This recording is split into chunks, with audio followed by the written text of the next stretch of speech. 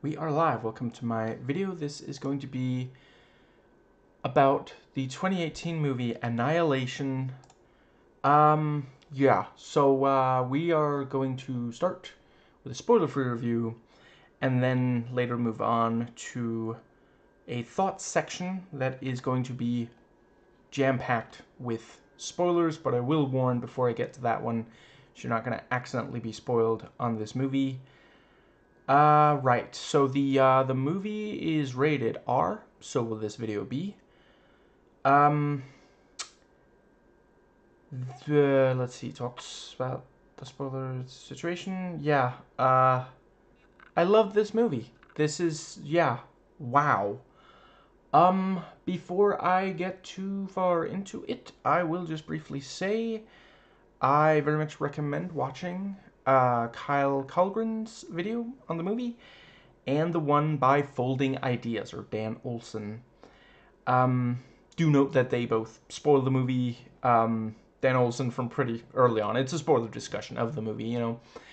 Kyle Colgren does say some not spoiler things, and he warns before he gets into the spoilers.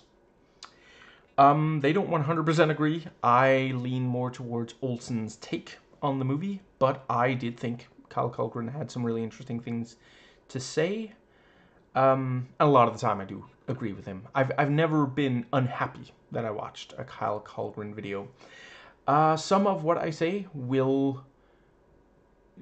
might. Yeah, I haven't decided yet. I'm very unlike a Ryan George character in that regard, but it's possible that I'll lean on some of what they say. So, in the spoiler section, probably not in the review itself. Yeah. Either way, absolutely make sure to watch. You know, I would say if you're only going to watch one of them, I would, the Dan Olson one. Anyway, yeah. So this is another in the series of me trying to catch the fuck up on Alex Garland's directed movies. You know, I watched several of the ones he wrote, over the years, but only recently got around to, I already did Civil War and Ex Machina, and now I'm doing this. Yes, I realize Civil War came out after these other two. Had these other two on DVD. That one was on streaming, and we know how sometimes movies disappear from streaming, so I did that one first. I'm so glad he started directing. Wow. He really, there are things here that I don't know would have worked out quite the same if he was not the one directing. You know, we've seen what it looks like when other people direct his scripts. I think Danny Boyle did a really solid job translating Alex Garland to, his screenplays, directing them really well. And it seems like Garland agrees, because they keep working together. Yeah, some of this stuff, I'd watch Danny Boyle's take on these three films, but I'm really glad we got Garland's. Yeah, so let's start with writing. The very foundation of these, lot of pieces of media. The ones that have writing. Yeah. There is a lot going on. There's some metaphor. Some of it does not take a lot of decoding. Some of it is like the movie comes right out and says, okay, this is what we mean by this, which I don't think is a problem. Just noting it. Actually, I suppose I'll briefly talk. So this is based on a book. I listened to the audiobook in preparation for watching the movie and doing this video. Alex Garland read the book, but he didn't reread it when he wrote. He said he wanted it to be like a dream or a memory of the book. If you love the book, you might hate the movie, and vice versa. I recommend both. I think they are both very, very worth the time investment. But But yeah, they're definitely very different. Yeah, I would watch a strict adaptation. But yeah, this is essentially sort of a translation.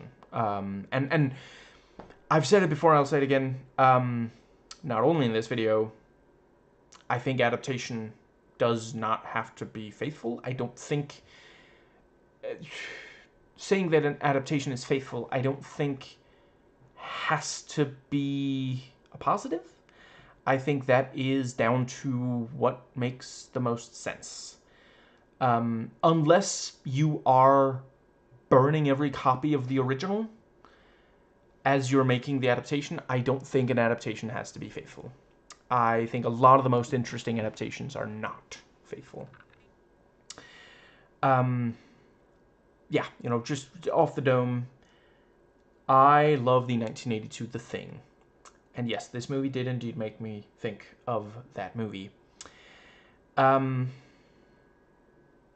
I mean, I often think of that movie. That movie might be my Roman Empire. I think about it. Was it Once the Day? Jesus fucking Christ, Jesus. I am obviously joking. I do not think about any one movie that frequently. That would, yeah. And I don't think anybody should think of the Roman Empire at least once a day. That is off-putting, but it's so off-putting. It put me off-putting. But then, you know, the Cavernacle did excellent videos talking about that entire phenomena. So, yes, yeah, 1982's The Thing is arguably a remake of the 1950 something. I'm sorry, I do not remember. I'm not trying to be dismissive. There are several, you know, I'm not the biggest fan of that particular movie, but there are several 1950s sci-fi movies that I absolutely love, and I am going to be doing videos on at least some of them. I personally think the 1950s Invasion of the Body Snatchers is, in my opinion, far superior in several ways that count a lot. Anyway, yes, 1980s was The Thing, arguably a remake. In some ways, more of a re-adaptation, and that is one case where I think they just made a way too loose adaptation in the 50s one. But the 1982 one is also not a direct one, and thank fuck, because if you read it, like, I think there's a lot of great there. I am very, very happy that I have read it. But the way it describes the titular thing, my god, I am glad that they did not, that John Carpenter did not feel the need to translate it 100% directly, because it's the kind of thing, yeah, you know, you read it in the, I forget if it was written in the 50s or earlier, but, you know, back then, people read it, it was like, oh my god, but it would not look good in a movie, and I don't think that it, yeah. I didn't need to read it either. I'm sorry. I'm sorry. I'm going to move on. I am really glad that the 1982 The Thing did not try to be a direct adaptation of the 50s version or the short story, but instead took ideas from that. Like, if it's similar to one of them, it's especially similar to the short story, you know, with some major elements from the 50s original. And I mean, we already know what it looks like if you try to do a very straight adaptation of the Thing, you know, because the fucking prequel is a very straight adaptation, sort of, you know, prequel, whatever. It's trying to be 1982's The Thing, and failing miserably. But yeah, I'm really glad that we got this version of this story, and I feel bad for the people who love the book and really, really can't stand this, you know, adaptation. I get it, and I 100% agree that it is, like, there are some significant differences, and I get why some people prefer the original. I guess if I had read the original in some other context than preparing to watch an Alex Garland movie. You know, I've loved the way he's written movies over 20 years, for more than 20 years now, you know. Yeah. And I've loved how he's directed movies for, I don't know, a month now. Fuck. I finally got to him, you know. And yeah, I am aware there's one that's like in theaters right now. Probably not gonna get to it in theaters. Do want to get to it down the line. There's just so many movies I want to watch in theaters, you know, and back pain requires breaks between theater trips, so and I probably will watch Men at some point. I am aware that it is not very well thought of. I'm just waiting for it to go on sale. It will not be before 28 years later comes out, which I just realized I forgot to mention. That is why I'm catching up on Alex Garland. Anyway, right, back to the writing. I think I've covered the novel. Yeah. Right, so yeah, there's a lot of, like, psychological, you know, yeah, it explores how we human beings deal with certain things, and how different people deal with certain things in a way that I found quite gripping. The concept, which I don't want to give too much away about in the spoiler-free review, but it was a very engaging sci-fi concept that I really found myself just, yeah, I just wanted to see more, you know? I think that pretty well covers the writing. So with the direction, Garland so far wears his influences on his sleeve, and I am quite appreciative of that. I know some people say, "Oh, you gotta be careful with stuff like that." In my opinion, you're showing that you love these other filmmakers. You know, it feels like a sign of respect to me personally, and I'm not saying it's disrespectful to be more, you know, secretive. I mean, secretive with them, but yeah. Yeah, so I already mentioned John Carpenter's The Thing. There is also some Andrei Tarkovsky here. I worry sometimes that I bring him up too much, but Your Honor, I would like court documents to reflect the reality that this is very clearly inspired by at least some Tarkovsky. Yeah, even if Kyle Kalgren hadn't, you know, he beat me to the punch, but even if he hadn't said it in the video I watched by him, yeah, there's definitely some Solaris going on here. And I fucking love that. Yeah, if you, like, if you're thinking, you know, oh, Solaris sounds amazing, 3 hours, I don't know. Don't watch the George Clooney, Soderbergh, I want to say, one. Love those two. Love a lot of their work. I do not think that is a very good. Yeah, I don't think it captured Solaris. But yeah, watch this instead. You know, if you don't if you can't quite sit through a 3-hour 1970s Russian movie, you know, I think that's fair enough. And I am also reliably informed by Kyle Kalgren that there is some Stalker in here.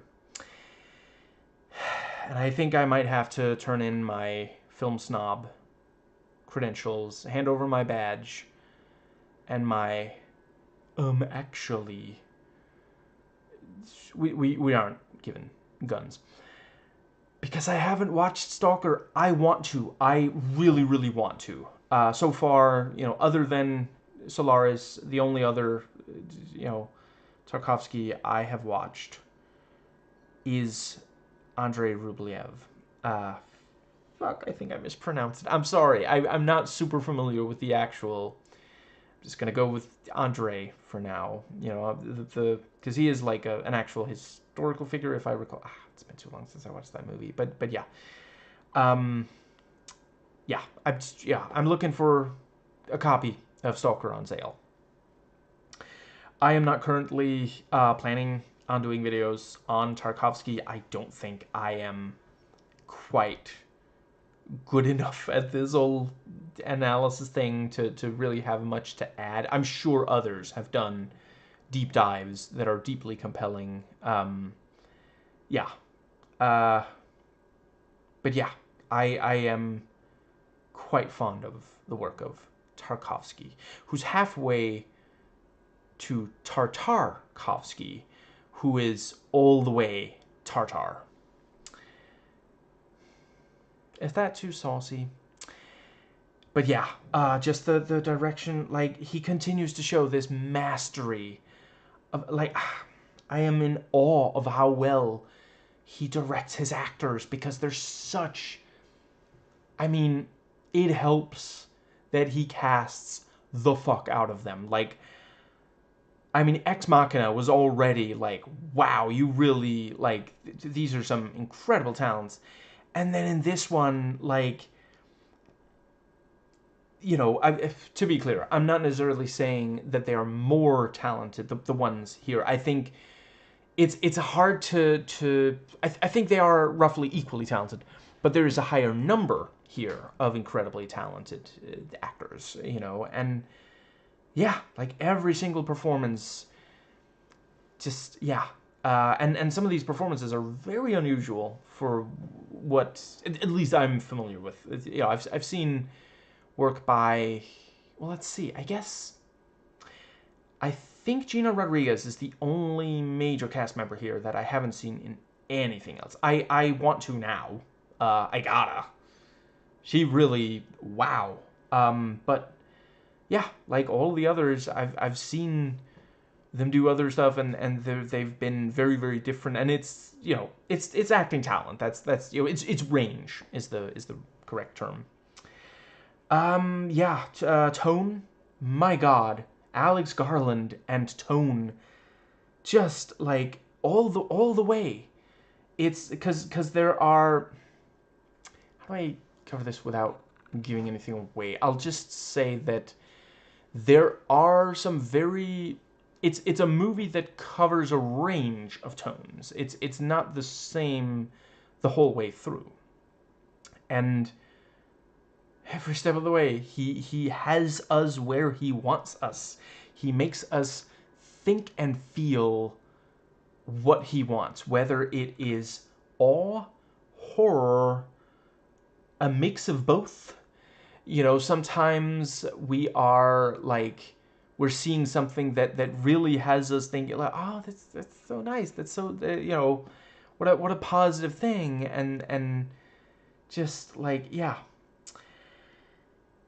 Yeah, he, you know, the director is in charge of the entire thing. It is not always the case that the final product is 100% their vision, but they do, you know, they can basically, you know, they have to guide all the department heads and make sure that they get out of the departments what they want. And yeah, he really seems to completely have a grasp. Dude must have been taking notes. He must have written as many words in notes about how to direct a movie as he's written words in screenplays. Yeah. I think that might cover the direction itself. Yeah, I think he has a quite strong handle on storytelling and keeping the like. Not everything in the movie is specifically about the immediate story. There are certain things that are more like thematic and such, but he makes sure that, and that's the thing that can be very difficult if it's not They do support each other, but there are scenes that don't really further the plot, but are all about theme. And it's a balancing act, you know. If it's good to have, it's potentially good to have if you can handle the balancing act, but you gotta be careful that one does not overwhelm the other. And yeah, he managed, like, with all three of these, he's managed that remarkably well. Excellent cinematography. There are these wide shots that just allow you to take in what you're seeing. And they're so important because some of what you're seeing, they say seeing is believing. I'm with them on the seeing. Still kind of working on believing, and just yeah. And then other times, you know, the camera is somewhat tighter. Yeah, I think the whole way there wasn't really any choice by the cinematographer where I was like, I should have done this.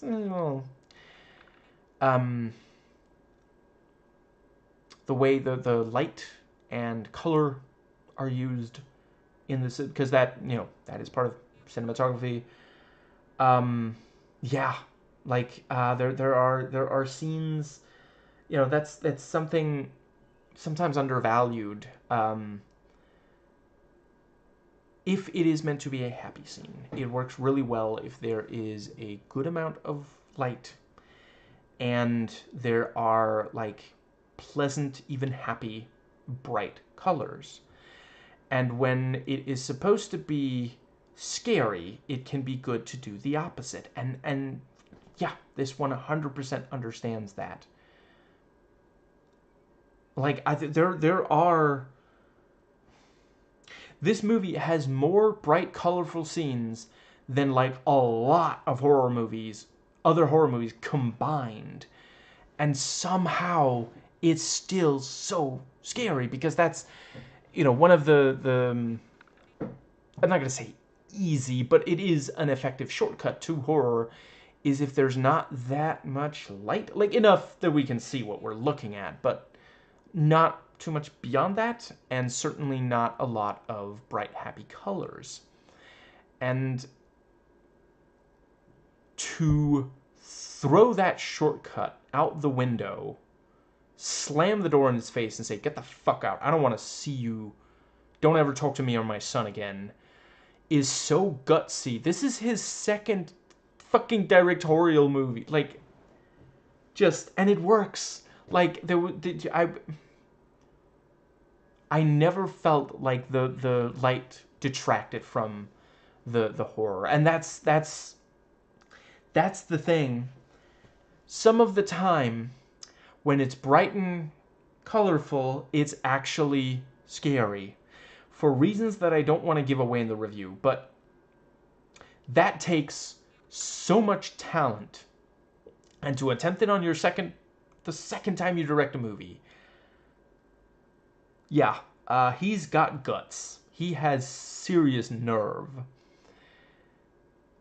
I mean, essentially, this movie is him proving that he's not a one-trick pony, that he's got more, you know, and yeah, I mean, he makes some really interesting choices here that are so different from Ex Machina.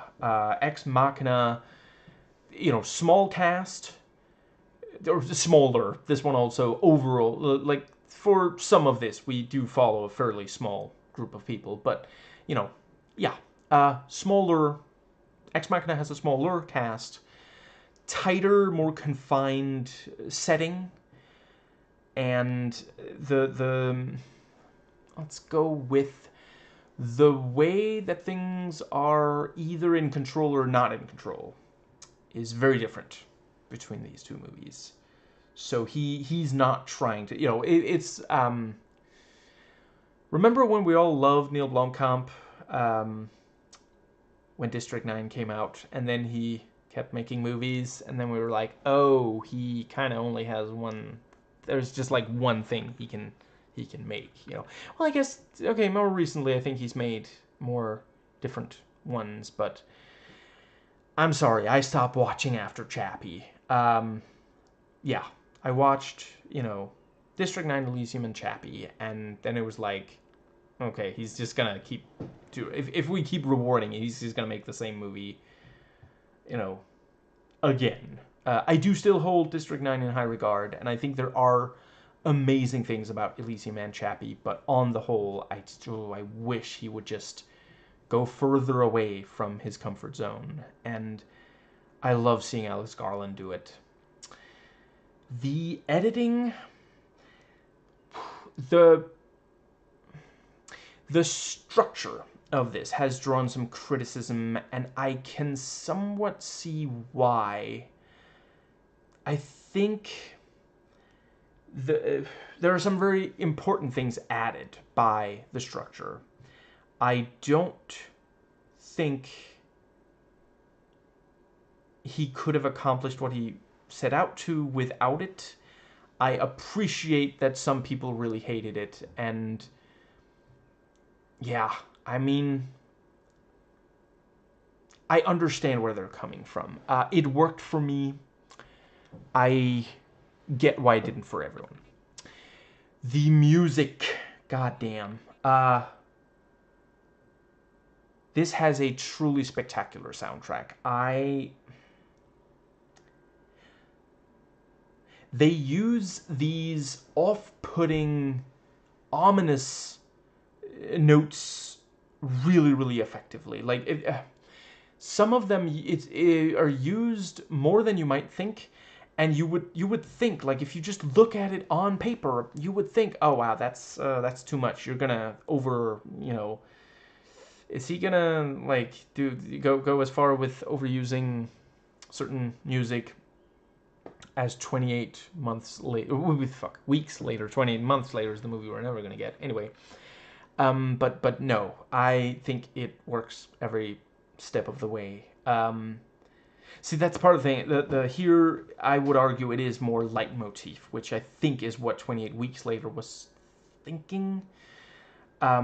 And some of the time, it's fairly simple. Like, there's at least one piece of music on this where it is, like, part of the way just a guitar, and it's fairly simple notes. Like, I used to play guitar. I stopped, like, I don't know, 20 years ago or something.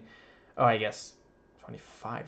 Fuck me. 25 years ago, I think I stopped. So, before I started making YouTube videos. So, yes, as much as you might think my channel sucks right now, it could have been so much worse. I could have been a white guy playing an acoustic guitar on YouTube. So, count your blessings. And, yeah, it works incredibly well. Like, I feel... I haven't had a guitar in my hands in 25 years. I think I would pretty quickly be able to, and I don't know, some people say, oh, it's like riding a bike. I think I need some practice to get back into it, but I think I could pretty quickly learn. It's fairly simple, basic notes, but it's so effective. Sometimes simple things can work really well, and it's because I don't know exactly who, but somebody, I'm not saying it was on this specifically, but yeah.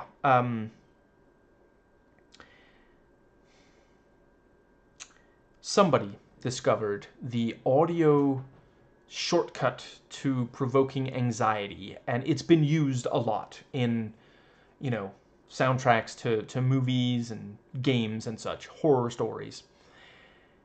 I'm not saying this does it, in, like, there are others where at times it's minimalist, but I don't think something has to be 100% original to be praiseworthy. It was the exact right choice. It's so different from, for example, and I realize he didn't direct, but yeah, 28 Days Later. Yeah. Yeah, the acting, everyone's on point. I don't think I am qualified to speak on the. I appreciate that some people were very unhappy. I'm not saying they're wrong. The let's see. The two of the white women in this movie are playing characters that not in the book this was based on, but it's part one of a trilogy. And one of the others describes they're not ethnically white, and yeah, I if my wrists didn't hurt so much, I would have looked into it. I'm sure someone has explored this, so yeah, please seek their thoughts on it out. But yeah, others have already noted. Natalie Portman. She has this thing where she struggles to relax. She's kind of perfectionist, and sometimes, I've seen someone say, doesn't it actually does somewhat hurt. I guess I can't say which movie it is, but there's at least one movie she made where it is important that we believe that she let go of her, kind of controlling, yeah,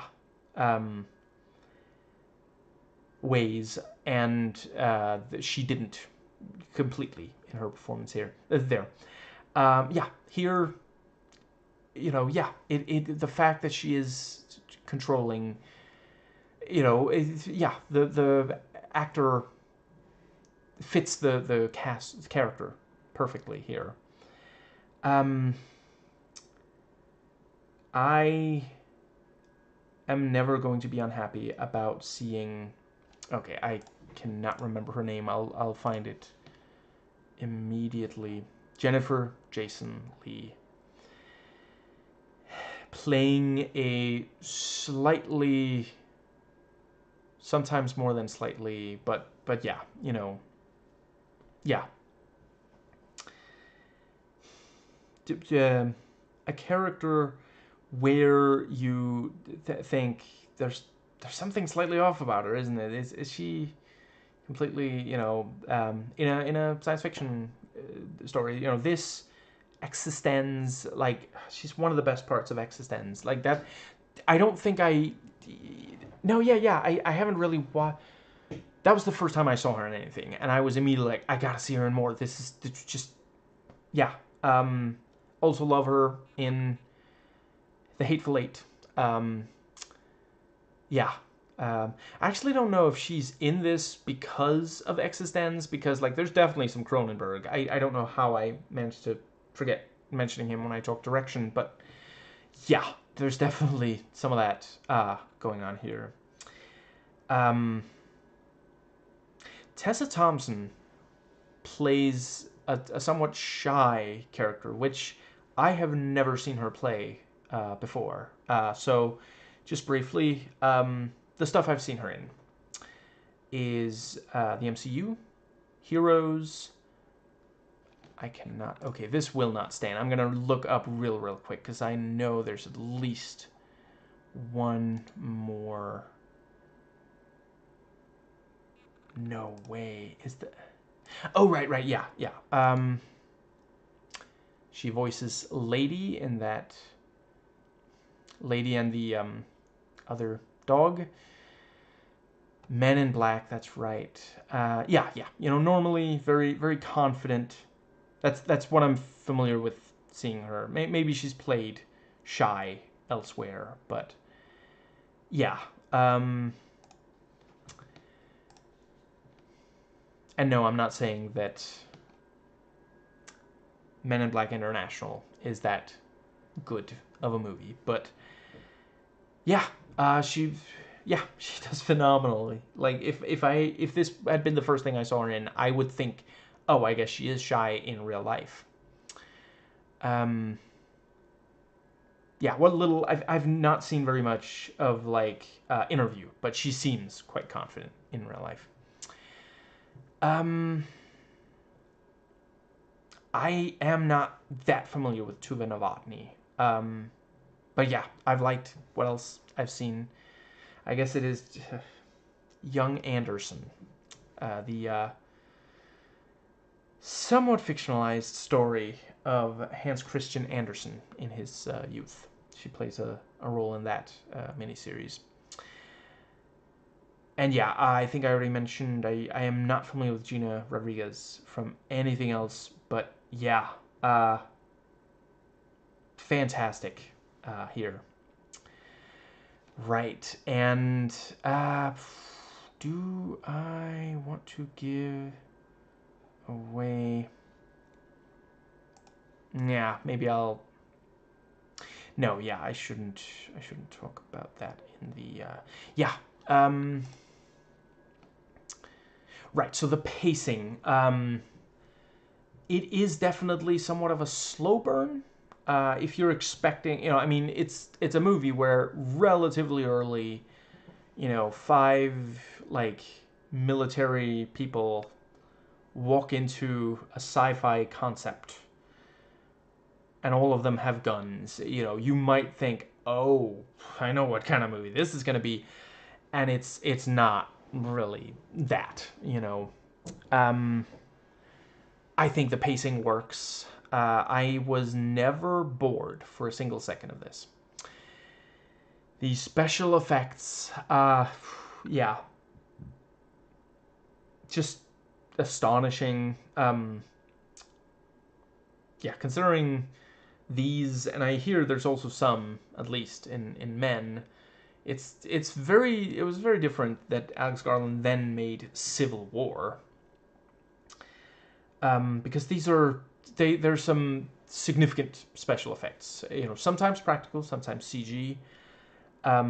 It seems like he tries to go for practical where that is feasible, and yeah, love when that is the case. There's so much you can do with practical effects today. Like since the 80s, I guess late 70s is I think the earliest I've seen a movie have just like spectacular practical effects. That had a lot of that could do things that we hadn't really seen before. I will acknowledge there's some really great stuff from before that as well. But yeah, also the CG, like, I'm glad he made these movies when he did. If this movie had come out 10 years earlier, some of the CG would have been iffy, and it would have taken a significant toll on certain scenes. I think an argument can be made that there's maybe these brief little moments where some effects, maybe it's the integration is not 100% perfect, but it goes by fast, and the vast majority of the time it looks amazing. I think, yeah, I thought that this did a good job with, as mentioned, it's R-rated. It does not feel gratuitous. What there is, I don't know if I want to give all of it away. I'll just say, yeah, nothing in this felt gratuitous. But yeah, it is definitely, when it comes to violence, there is some body horror, there's some gore. I mean, I already mentioned John Carpenter's The Thing and Cronenberg, yeah, if those names scare you, this is not the movie for you. But yeah, I thought that each time there was something really, really messed up looking, it was there for a reason. And if you think I am wrong about that, please let me know in the comments what you felt was gratuitous, and we can have a friendly debate about it, because right now I would argue, I believe I can make a case for every single scene of violence.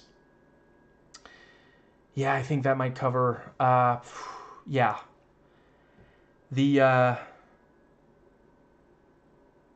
Yeah, I rate this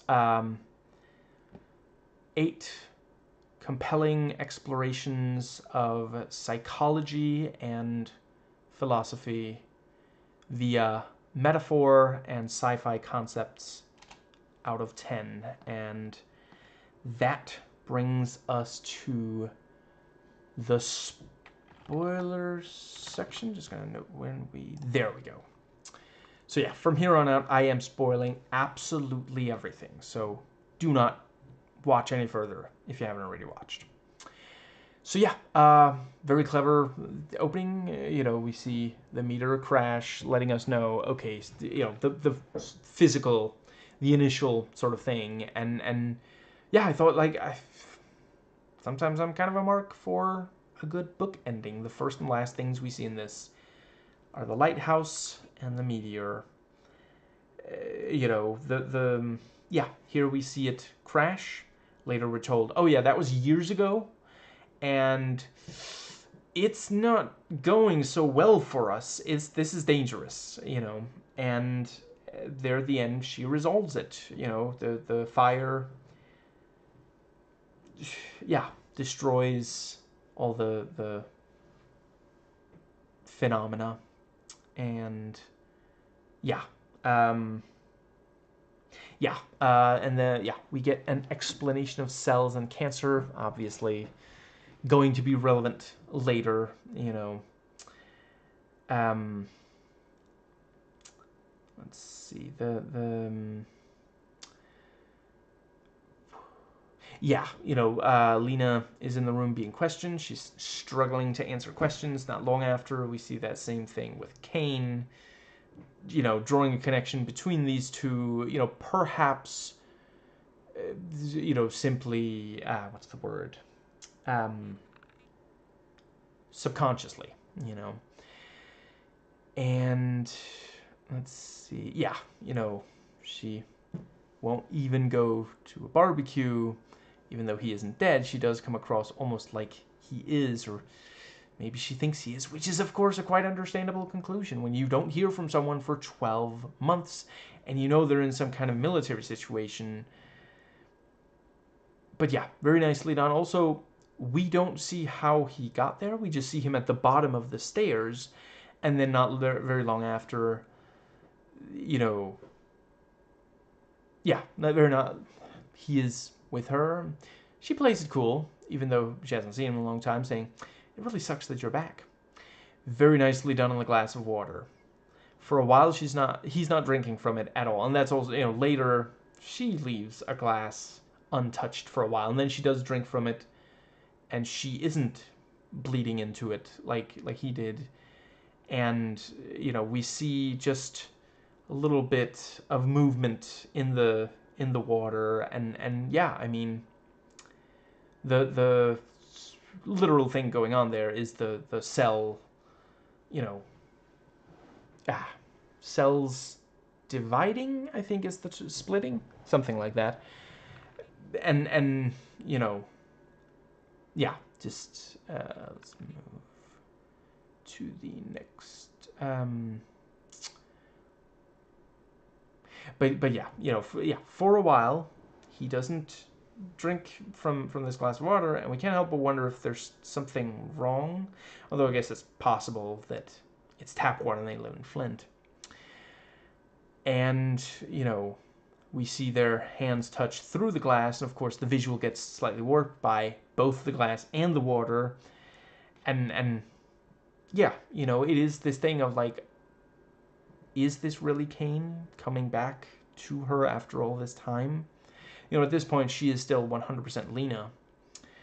By the end of the movie, you know, yeah, it seems like probably not. Well, sorry. They both say they don't think. We see it. We see the shimmer in their eyes, you know. Clearly, they are not 110% cotton. Yeah, I think. Let's see the.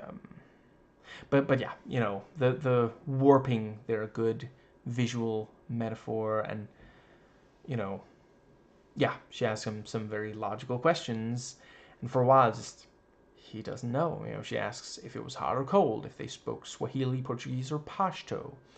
And he finally just answers, yes.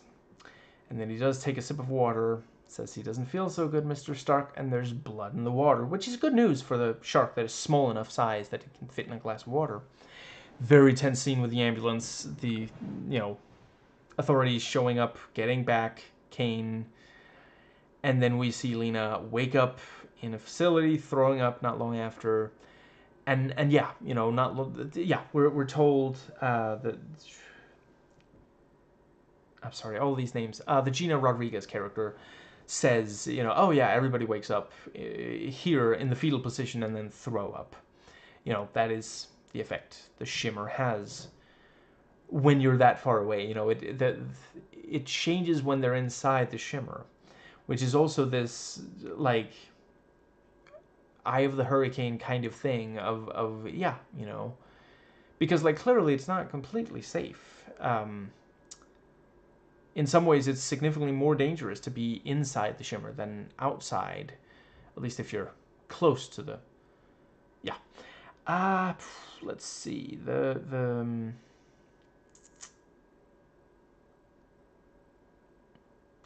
yeah. It cuts back, and Benedict Wong asks, what happened to Ventress, and I just really want there to be an outtake where she says, "Did you watch Tales of the Underworld?" Understandable, but yeah, she's helping Jedi. That's not really a spoiler. It's where else were they going to go with a character? Let's see. I think that does bring us to really great introduction to the rest of the team. The conversation, the explanation of the situation is quite compelling. And yeah, like it's both fascinating and kind of scary to think about the way that it just gradually expands. And yeah, I mean, the thing about the refracting, like every bit of DNA material in there, goes with some other piece of DNA material, and as that changes it seems to me, at least, I don't think they explicitly say, but it seems to me that's what makes the shimmer grow. It's like it's absorbing nutrients. Let's see. I think.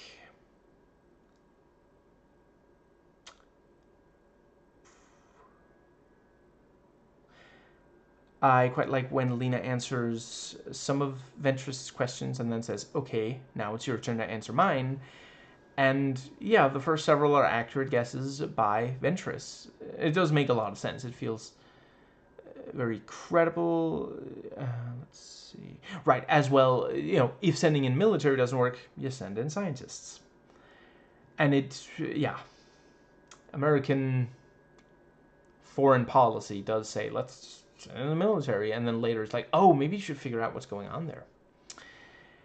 And let's see.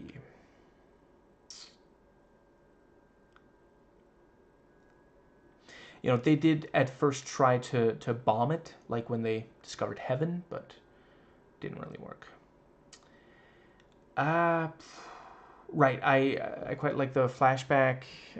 Quite a contrast. Before she joked about, not pining for him, looking at the stars, and then after he's been gone for 12 months, she's much more tender, less joking. It's this sort of thing where when you feel accustomed to someone, you believe you'll see them again soon, your goodbye won't be as soft. She's very snarkastic there. And I quite like the science talk as well, like and the discussion of religion, which comes up again when they talk about the shimmer, if it's a religious thing. But yeah, this thing, she says, oh, it's like this thing, and then he's like, that's exactly what I was gonna say. And let's see, and yeah, I think they did a really solid job making it like I so badly wanted for this movie for when this movie ended, for the two of them to be able to be together and be happy again, and yeah, I mean, The sort of textual answer is, they're both shimmery. It's unclear exactly how much. Like, there is a pretty decent chance that's not the original Kane. That's a shimmer, a copy, clone. But,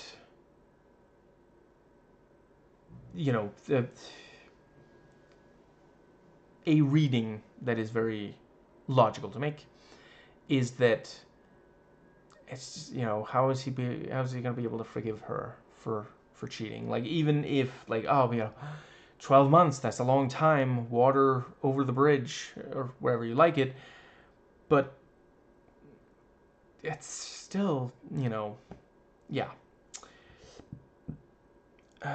Let's see, right, I also I thought it was pretty fun, Gina Rodriguez aggressive flirting, and the thing about, well, we're all gonna die soon, so might as well. And that is psychologically accurate. It's a well documented and researched phenomenon.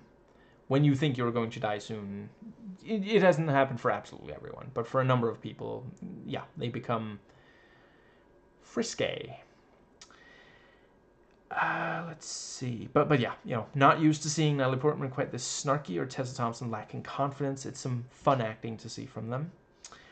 Yeah, I can understand why Lena did not want to tell them that she was with Kane, and I quite appreciate when we learn why Ventress wanted to join them. Let's see. And yeah, the group go up to the Shimmer, and then we get, the flashback, Lena with the guy who invited her to the barbecue. I'm sorry, these names. I'm not mean. Fuck. Hold on. Daniel. Dan. That's right. She calls him Dan. And I thought it was interesting because, like, the moment I saw it, I thought, is that, like, the Shimmer? Like, we already know it has an effect on them. Is that the Shimmer, like, trying to understand her dreams and kind of fucking them up? And in reality, she was with Kane, but... Or dreams, memories, but it can also tell, oh, but this Dan guy is a part of her life, so maybe he was the one. But no, it was an actual... factual, flashbactual. I think that brings us to the next. Right. So I didn't mention the sexuality in the movie, in the review itself, because I don't think you need to know. Like, it's, with violence and such, like, I think it's not terrible to know going into a movie if it's going to be very violent or not.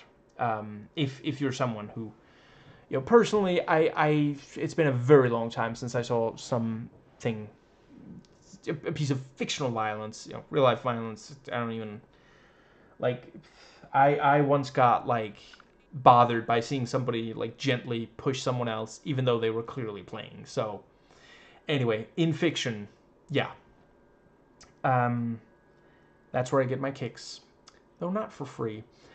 And yeah, I thought the sexuality was always very tastefully done. The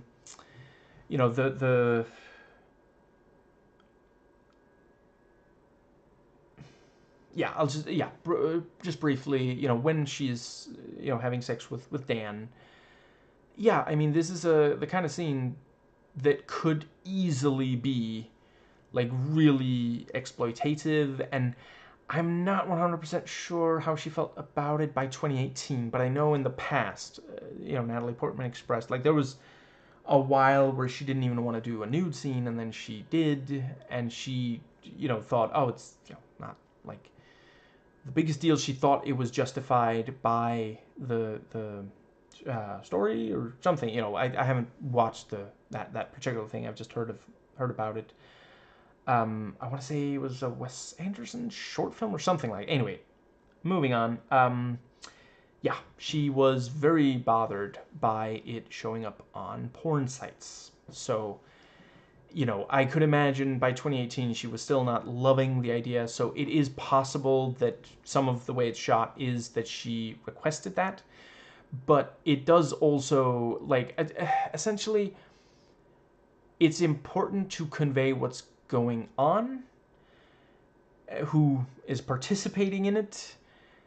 That's more or less, and also, like, there is this thing of, like, it feels like she seems like she's regretting it even while it's happening. She just doesn't stop until, well, I guess we don't actually know if they continue to completion, but certainly, yeah, you know, both of them have a fairly neutral look on their face, and like, yeah, I mean, looking at Dan, it is like he's not verbally saying it as that we see, but his face is like, you don't seem to be enjoying this. Should we stop? You know, and that's an important part of this. You know, she regretted it before they were even, you know, and that is the thing. Like, I've heard that people who cheat, you know, the ones who regret it, not everyone regrets it. It's different times. You know, some people it's a while after. Some people it's during, like we see here. I think that might just about cover. Yeah, you know, there's also the bit where Kane turns down sexual contact with her, and that, again, like, you could easily, like, if this wanted to be, like, sleazy, you know, you could have gone, that, you know, yeah, I don't need to describe it, you know, you have an imagination. I'm just saying, they didn't do that.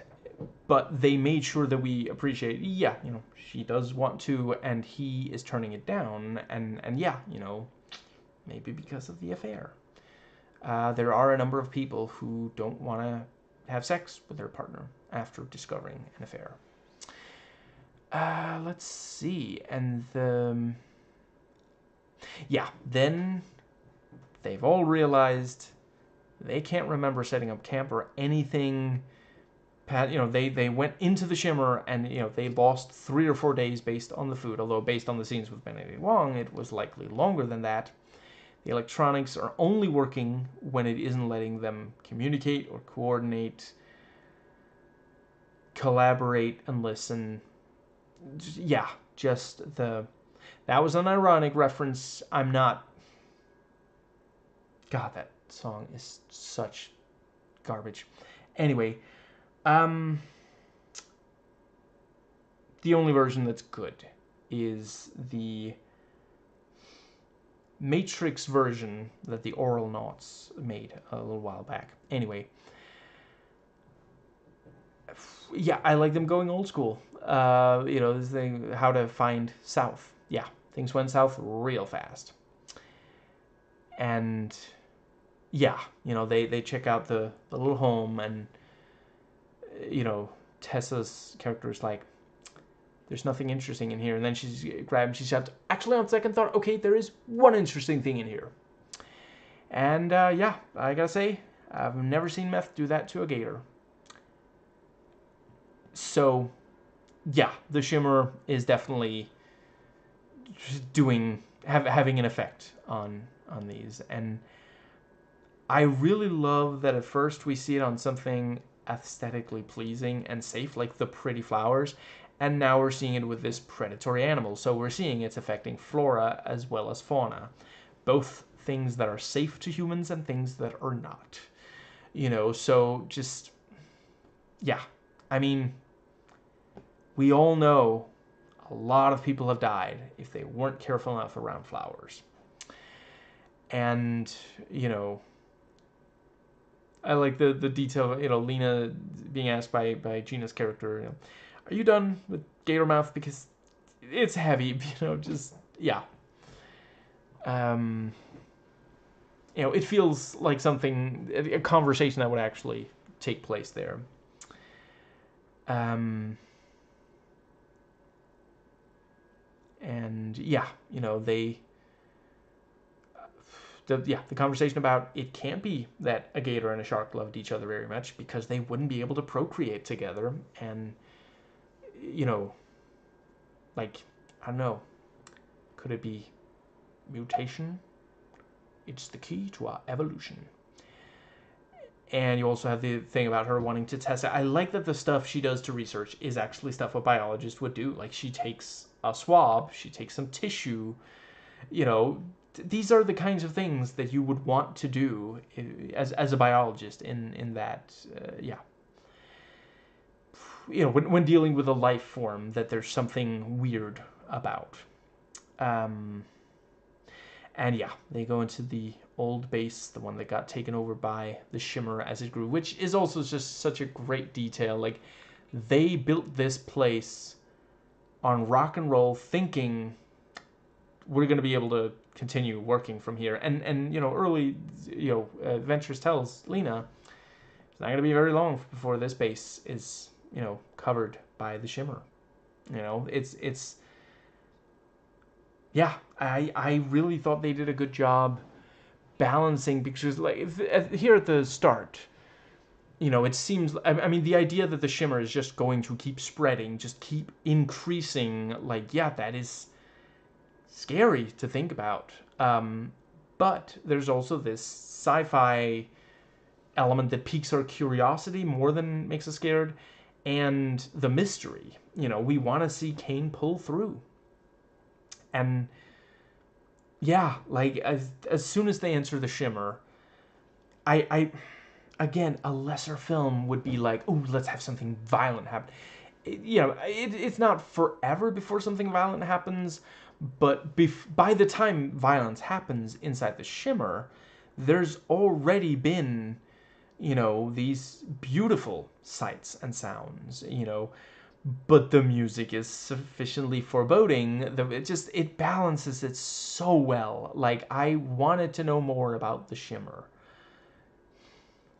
I kind of want, like, there's a lot of movies that I'm really glad aren't games. I kind of want a game that lets me explore the Shimmer.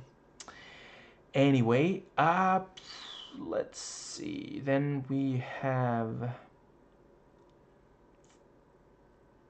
Right, yeah, inside the base that got taken over by the Shimmer, you know, Gina's character finds a machine gun, ho ho ho, and then says that it's too heavy. She keeps saying things are too heavy. Has the Shimmer done something to the Earth's gravitational pull? And they find the card of memories and see the guy being cut open, and Gina's character fully refuses to accept what all of them, of course, saw. And it's such a great, because like later, she's the one talking about it. I mean, fair enough, in that scene, she's the only one whose words we can understand, because the others are gagged by her, but on some level, like, it just, she wasn't able to, on a conscious level, accept it right away, but subconsciously, it planted a seed, and yeah, over the course of the next several scenes, that seed blossoms into something very unfortunate for the group. And yeah, it is again so credible, because like sometimes when you see something, if it's just like you can't, you know, yeah, you might not be able to accept it. And the thing is, if you can't accept it and process it, it might take over, and that's what happens with her. And that might also be part of why the others say, no, we all saw it. Like, it's, you know, like they don't say, oh, it's okay, you know, just, you know, let's, don't tell her, just, it's, you know, she needs to just let this, you know, no, they're like, okay, yeah, we all know this can go really bad. And I will say I was a little bit surprised when the conversation between Lena and Benedict Wong's character acknowledged that hypothetically it could have been hallucinations, but neither of them point out, you know, like, the hallucinations. Neither of them point out the fact that multiple people seeing the same thing doesn't have to discount it being hallucinations. You know, I believe the term is mass psychosis. You know, that is the thing. It is very understandable not wanting to stay there, but it's also true, as Ventress points out, it's too late in the day for them to find another place. Let's see, and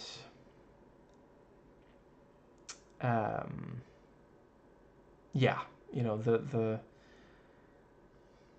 let's see, was it Gina's character who tries helping by saying, you know, we could go outside briefly, and let's see, yeah, you know, before Lena takes samples of it, they find a body that, you know, yeah, the guy with the snake intestines, and yeah, you know, the question is asked, what is it? Thankfully, I have the answer. It's what The Thing from 1982 would look like if the acid they took while making that movie had slightly prettier, more bright hallucinatory results than they ended up doing.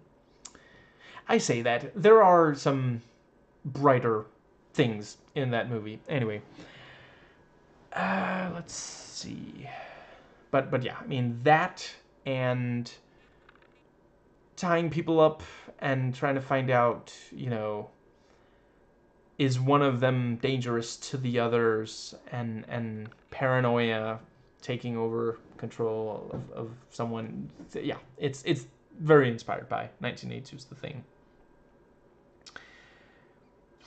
I think that might... Yeah.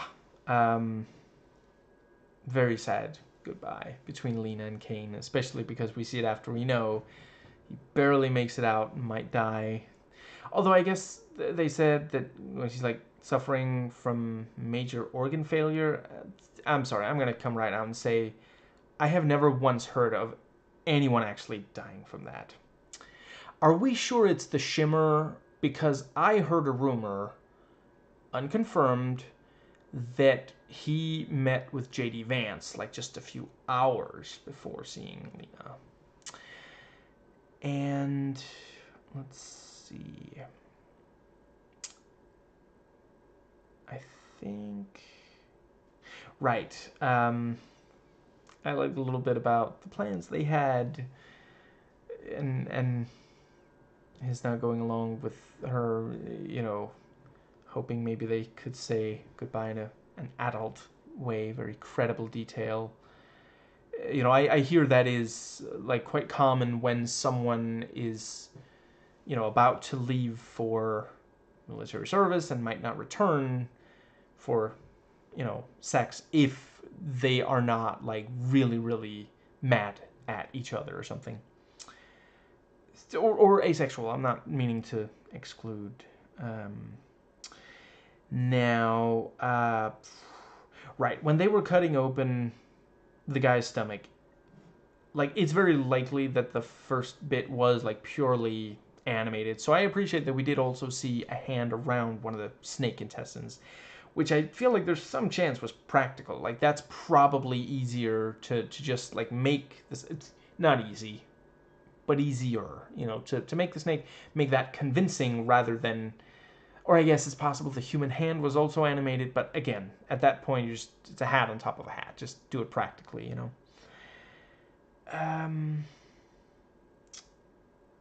Let's see. Yeah, I like the detail. You know, one of them is scared, and the other one says, you know, I'm scared too. I just hide it better. And yeah, the conversation at the guidepost. You know, I like that Ventress is at first like, "Oh, you're awake, then you're at work." But then they do also start actually talking about, for example, the decision not to tell the others that Lena and Kane were together. And yeah, we get a glimpse of the bear that I distinctly remember hearing about back when this first came out. And yeah, I love the description. You know, the fence was opened like a zipper. And yeah, we were given the reveal, you know, Ventress had cancer. She was never coming back. And I love the line about confusing suicide with self-destruction. That is such a great, just, yeah. I mean, I don't know that I have very much to add. They really, the movie's dialogue spells it out wonderfully. Yeah, I don't know. I have much to say about it other than, you know, chef's kiss. Yeah, the discussion, should they stay or should they go? Or I guess rather, should they continue or should they go back? And Lena lied, saying they should go further. because that's what she wanted. That was the outcome she sought. In the book, there's actually this like suggestibility thing where like, yeah, Lena at one point notes that Ventress was using like a phrase. Oh fuck! Did I already say? Sorry, I am spoiling the book as well here. But yeah, she realizes, oh, she was using a suggestion phrase, and then she tries using it herself, and the other person is like, fuck you. And Lena's like, I guess it doesn't work when I say it. It's only Ventress who can make it work. But yeah. And later on, like, there's a bit where the other character, I don't remember the exact details, but Lena thinks to herself, she's been thinking, this is where her head's been at ever since she realized I lied. Or the suggestion line. I think that might just about... Right, really great when we briefly see the cell from the shimmer and the regular cell in the microscope. Yeah.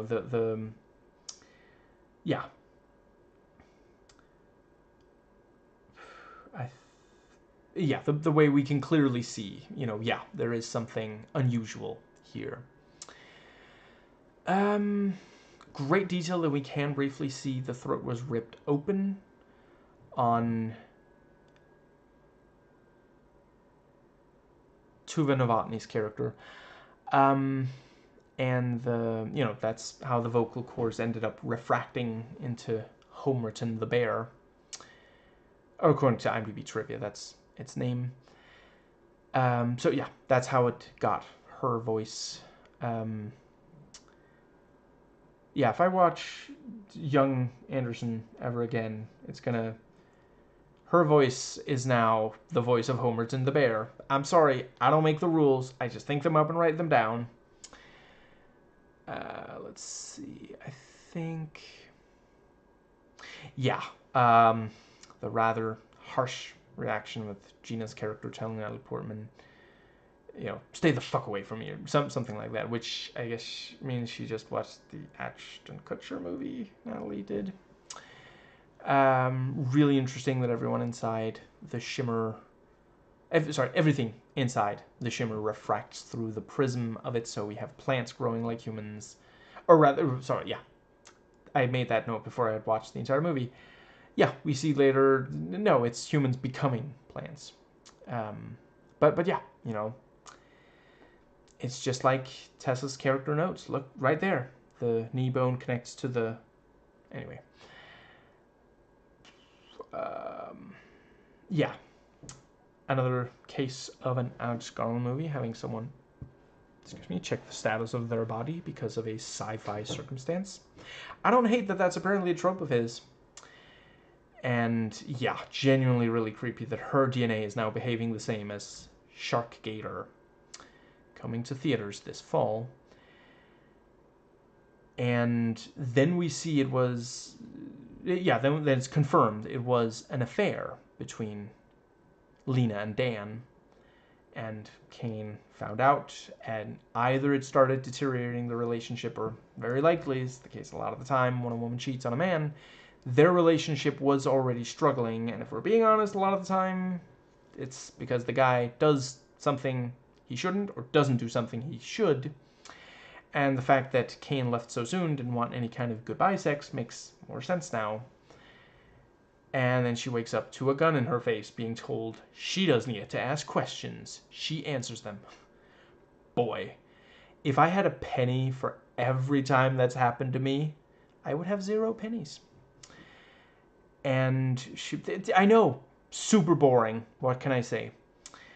And she reveals that she knows Lena lied about Kane. It's understandable that she's really upset. I don't know. I mean, maybe we've never seen her very upset, but yeah, the fingerprints and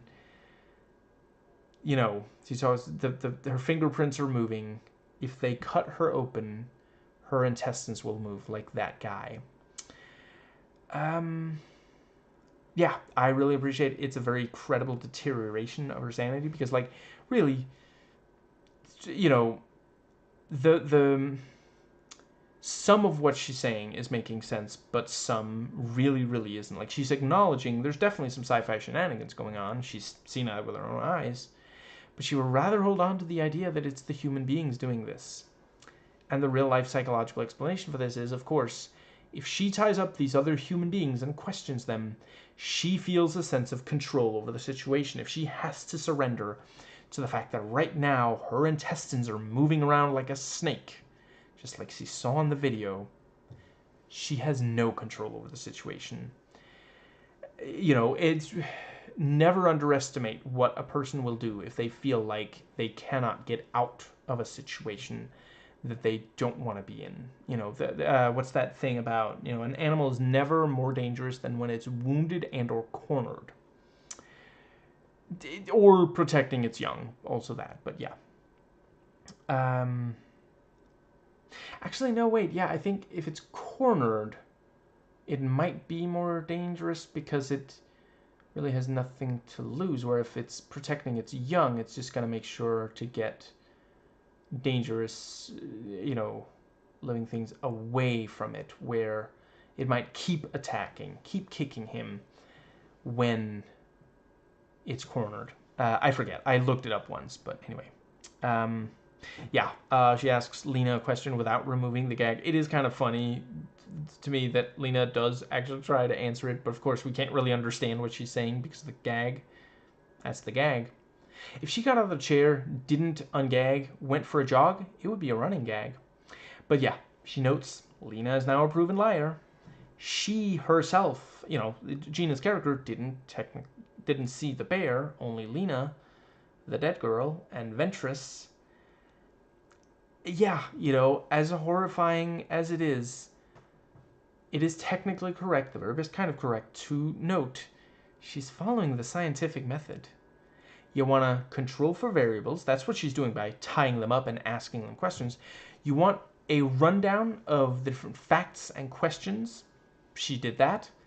Yeah, I mean, if she's going to go 100% scientific, you know, I'm not sure. Let's see. Yeah, you know,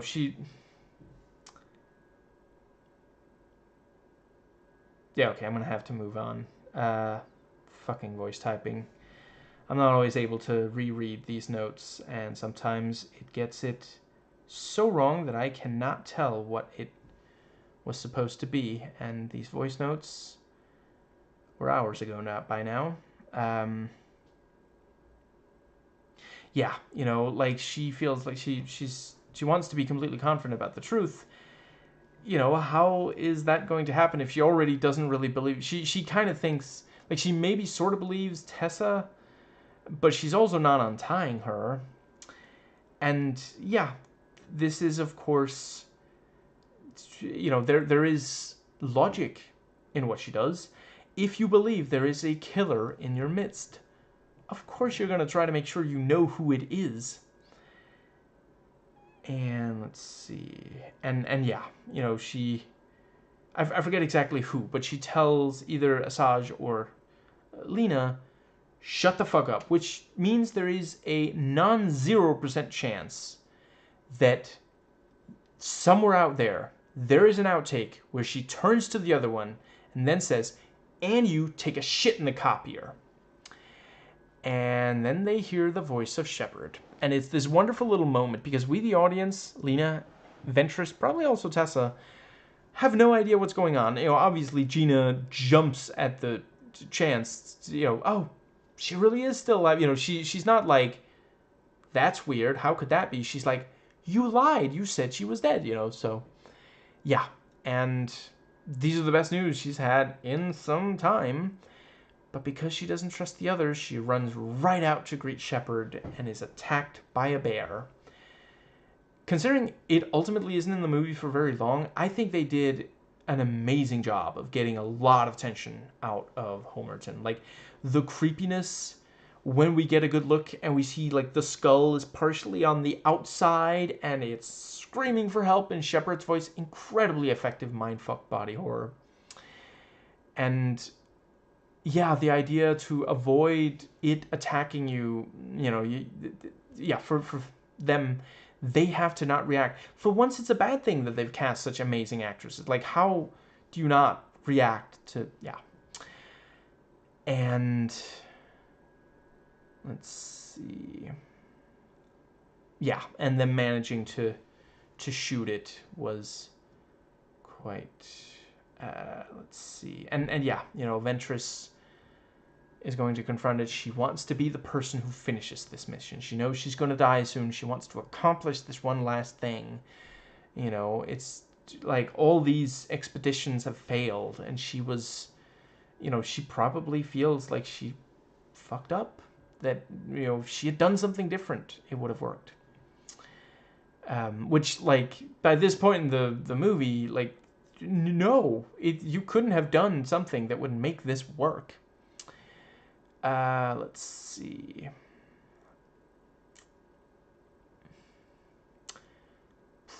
Right, then we have the... Yeah, I really appreciate the movie having something to say about how we face death. The horror that Shepard doesn't get a chance to affect how she dies.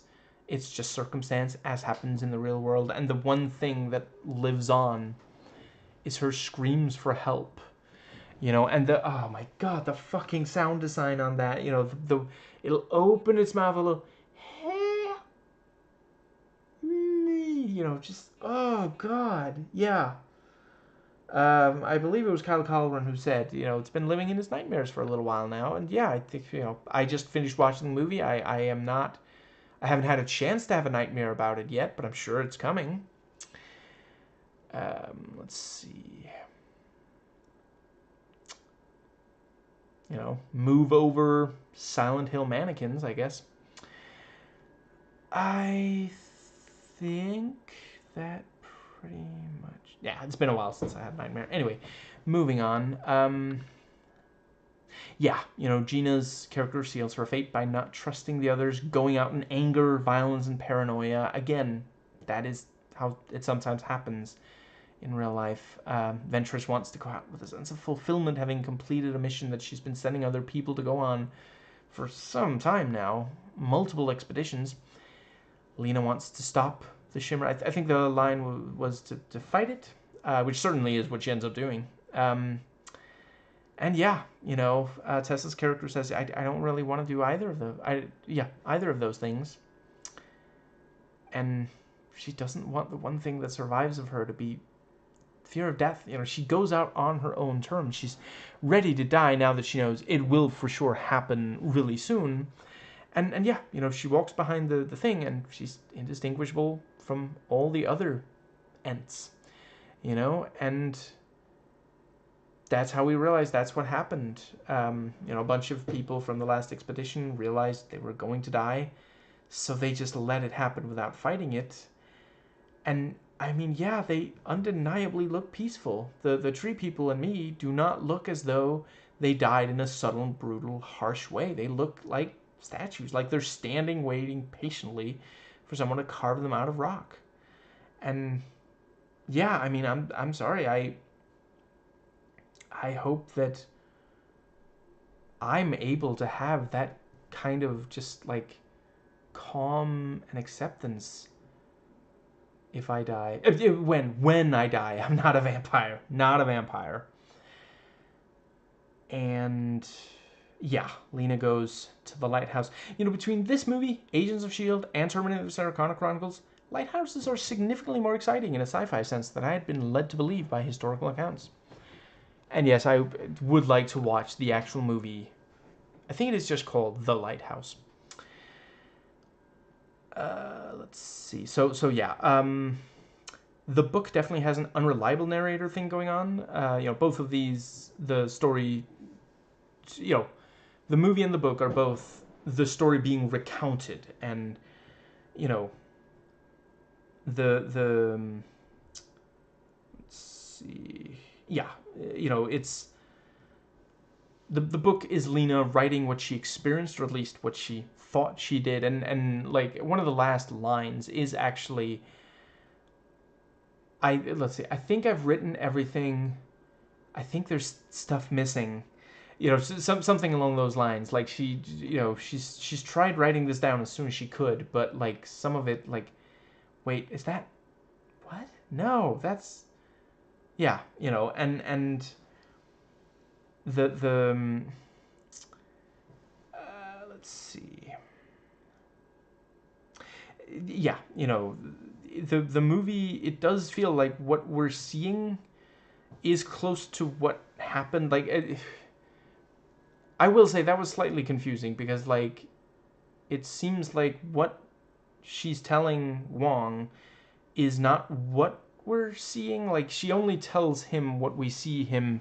There's parts. I'm sorry, my back is fucking killing me right now. I'm gonna get it treated tomorrow, fairly early. Don't worry. I'll make it through. I'll soldier on. Yes, it seems like the only things she says to Wong's character are the things we literally see her verbally say to him. Because some of the time he'll ask a question, and it's like, I feel like the visuals of the movie just answered that. So I don't know. It's one of those things. I appreciate the experimentation, but yeah, usually when someone is being asked a question in a movie and then we see visuals, like the implication is that what we're seeing is what's being told to the characters. It's cinematic shorthand. So that was a little, yeah, like sometimes he'll ask, well, what happened to that character? And then, we see it in the movie, and then she just says, oh, I don't know, or some, yeah, I don't know. Let's see. Or wait, fuck, am I mistaking?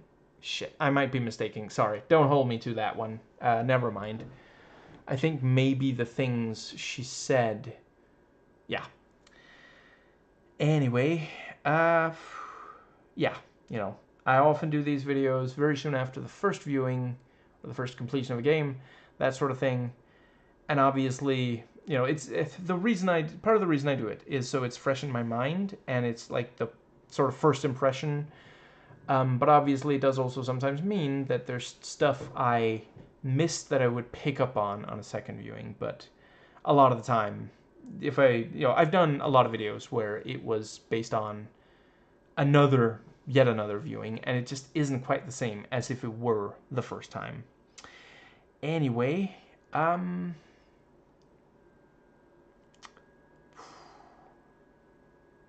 so let's see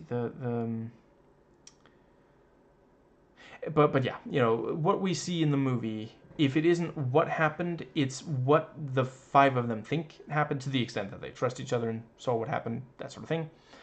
I do think the book would have made a very interesting movie translated very directly. I understand these changes. Some of my favorite movies are calling into question what we see is what actually happened. For example, Videodrome, which I swear I'm not going to go off on an entire thing about, because I believe I said everything I have to say about that in my long video on that. Genuinely a sad and very authentic brief bit when Lena and Kane sit on the sofa together reading, and he says, hey, she says, hey back, and that's it. Like, there isn't that much of a connection, as much as they both might try to pretend there is. I really love the turn during the scene where we see, what's filmed on the camera. Like, at first we're not sure who Kane is talking to. And, maybe he is just talking to the camera. Then we realize there's another Kane filming. And yeah, like, which of them was the original? And does it still matter? Is it important exactly how we came to be where we are? Or is it about what we do now? I'm not saying it's 100% one or the other. I think at different points in life, you answer that question different ways, I think I'm, just I'm not going to spend forever on this, but just briefly, I'm kind of at the point in my life where, yeah, I don't think...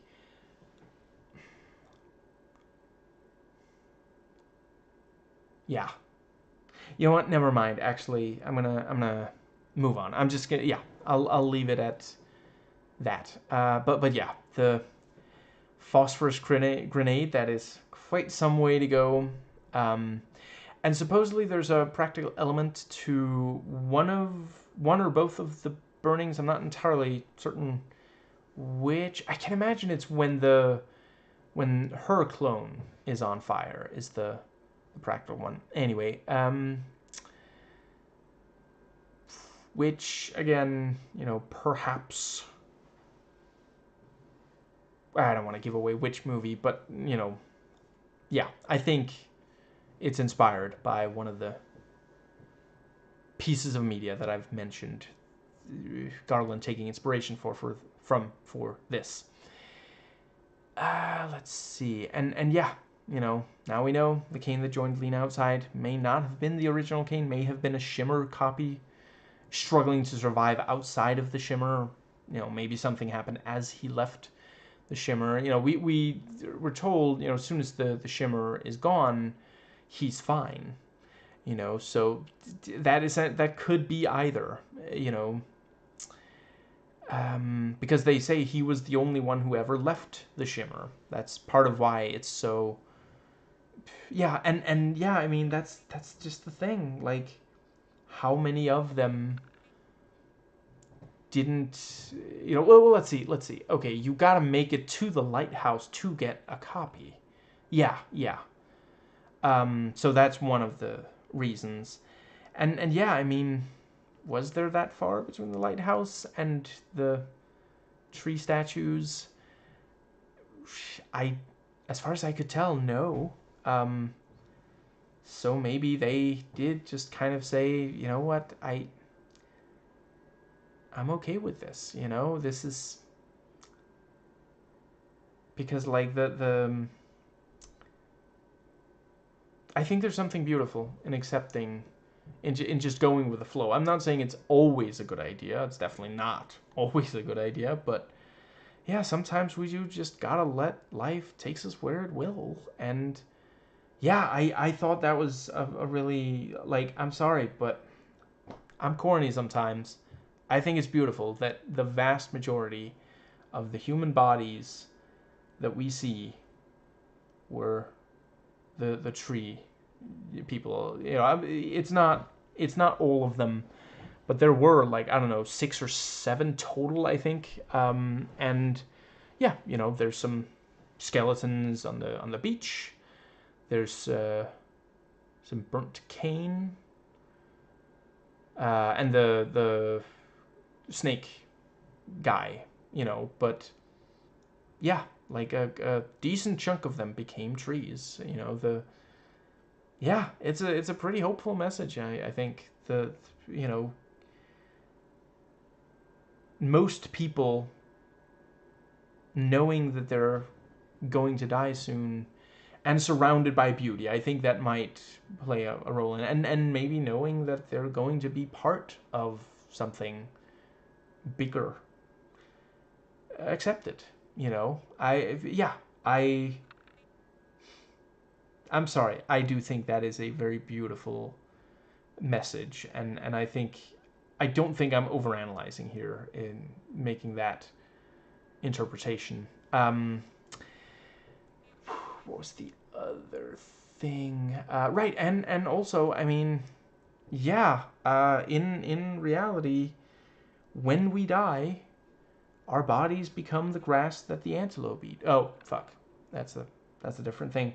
But yeah, we are part of the circle of life. That is, yeah. Let's see. I think. Right. So yeah.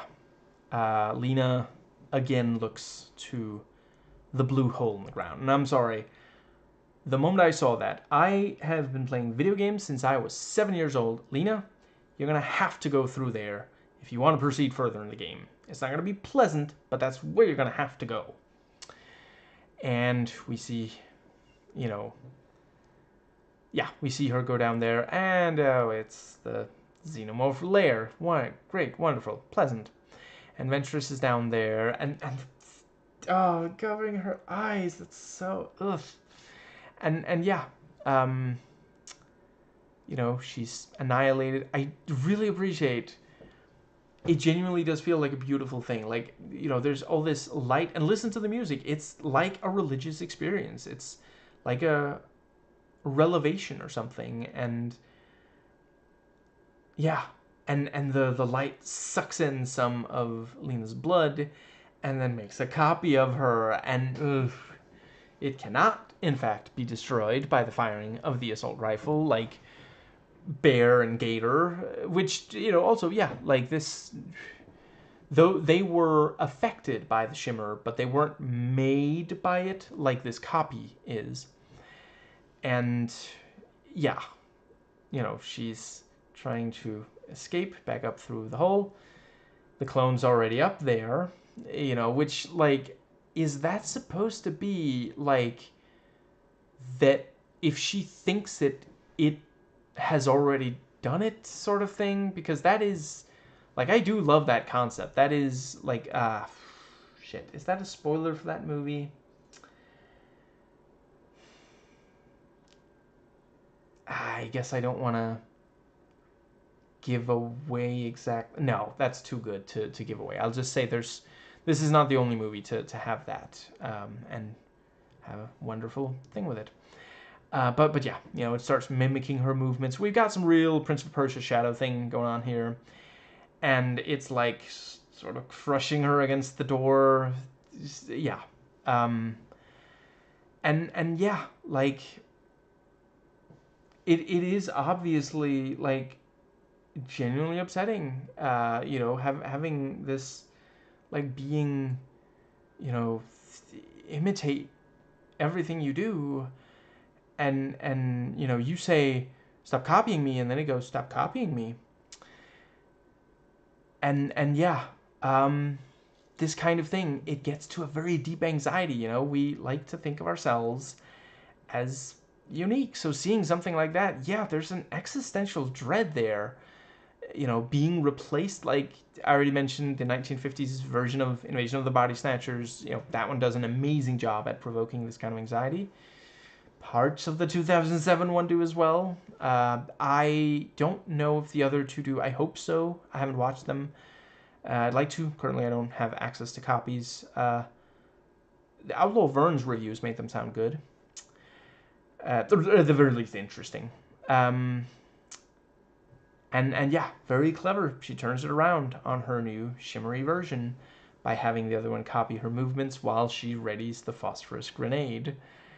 And yeah, manages to burn the lighthouse. Again, beautiful destruction. I quite appreciate that. You know, like this, we've seen, like, on paper, this is a human defeating an alien.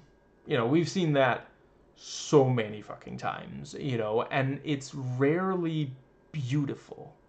It's often cathartic. And I appreciate, like, here, I don't know how to feel about it. Like, this is like Cronenbergian in that sense, not in all senses, but because, like, the shimmer, yeah, it's dangerous in there and it's expanding, you know, seemingly, like, based on Kane or his shimmery clone. Once you're inside the shimmer, it's dangerous to go out. So take this. But I mean, it's not a net negative, you know. It's yeah, I'm so glad that the movie does end with the destruction, because it forces me to confront, because, like, I mentioned earlier in this video, I wanted this movie, I wanted Kane and Lena to be happy together again. The way that, you know, her, you know, him tickling her, and how can you say that about the troops? Kind of, you know, the teasing. I wanted them to have that again. But then, you know, here at the end, when it's all burned and he's back, you know, like, in part because we don't know if that really is him. Like, it probably, he says, I don't think so, you know. I don't think so. But I don't know if I think that, like, is it better? Because, like, you see these beautiful tree people and just, yeah, I love that. I love when a piece of media can have me this, like, I I don't know 100% how to feel, and I do think it says something, you know, like, I guess I'll just briefly say, you know, again, I really think you should watch them on your own. This is your final warning, because I'm going to spoil some major things they say that I want you to hear from their lips first. So this is your final warning. I'm about to spoil what Kyle Colgren, his partner, I'm sorry, her name escapes me at the moment, and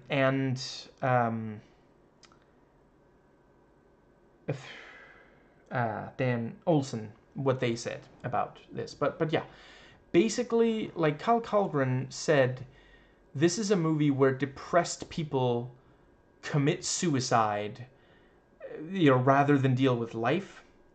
And Dan Olsen said, this is a movie about how relationships fundamentally change who we are.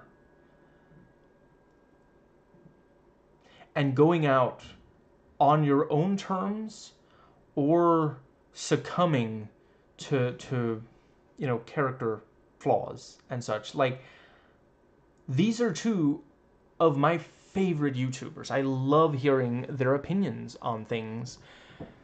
And, like, they're basically on opposite ends of the spectrum here. You know, it's and they're both, you know, they're both intelligent. They both know film.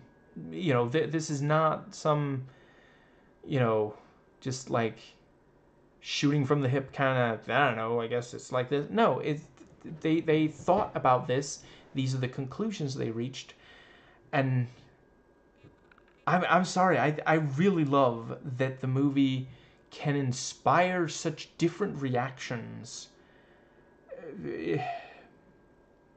Yeah, just,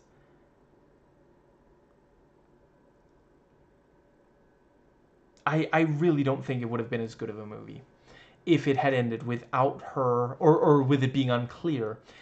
Without her destroying the shimmer, or it being unclear if she did or something, you know, like, we are left with these two, you know, all that's left of the shimmer is what's inside these two people, and they don't know if they're the original.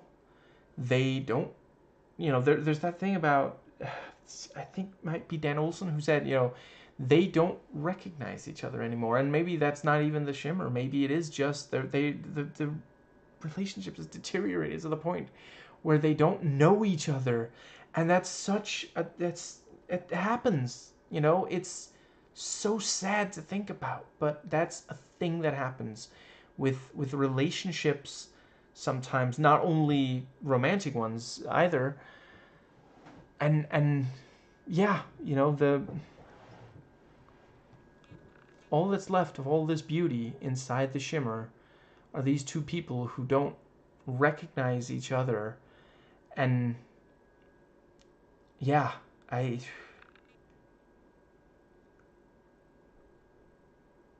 I'm going to try to think later what happens next for them. What does the shimmer do to people with the shimmer actually gone, and, you know, the with all that's left of the shimmer being inside their bodies, not, you know, because, like, most of the changes we saw were inside the shimmer. You know, it didn't seem to have a huge impact. Like, what's the thing? You know, you wake up in the fetal position and you throw up in the morning. That's not, you know, the end of the world or something. But there's so much change inside the shimmer.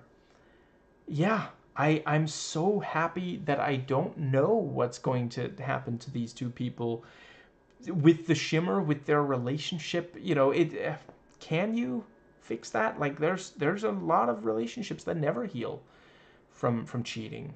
I guess I don't love that hypothetically, like, there might be people who take away from this movie, you know, women cheat and ruin relationships when, you know, I already mentioned earlier in this video, so much of the time it's the guy doing it, you know, I think it was H-Bomber guy who said that that's a really interesting thing to take away from Tommy Wiseau's The Room.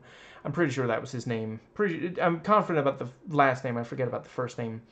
This idea that, you know, oh, you know, he's a perfect man, and she just suddenly starts cheating and lying about him for no reason, and, you know, maybe that says something about, you know, there are a lot of, you know, fragile masculinity, male fragility. I forget. I'm trying to keep up, I swear.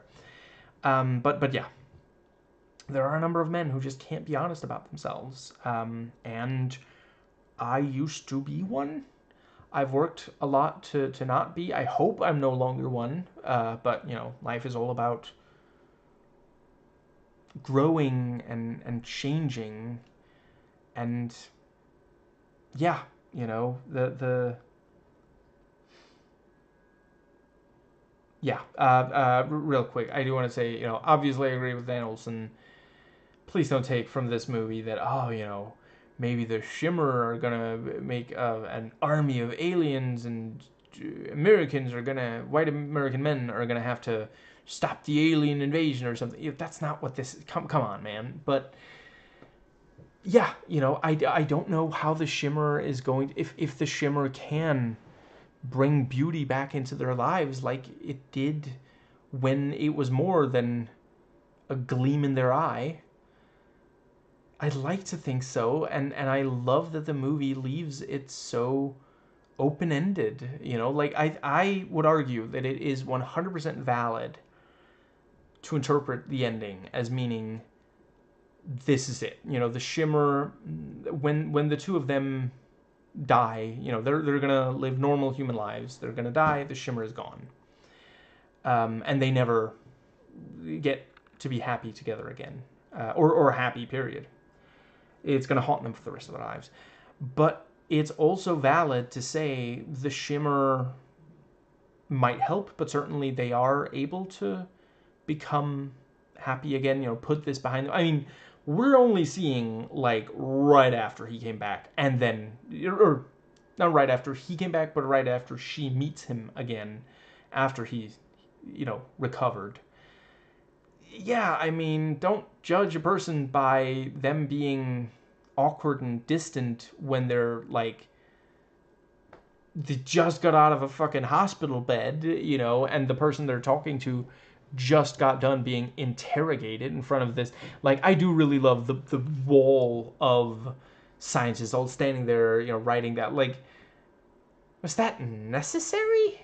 Just, like, you know, it's great. It's very effective. Um,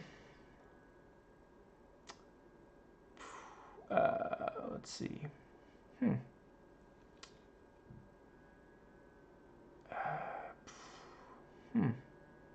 Oh, right. Yeah, the right. I want to note, you know, at least some of the credits, I didn't watch all of them, are these shimmery, beautiful prism mutation things. So very nicely done on that.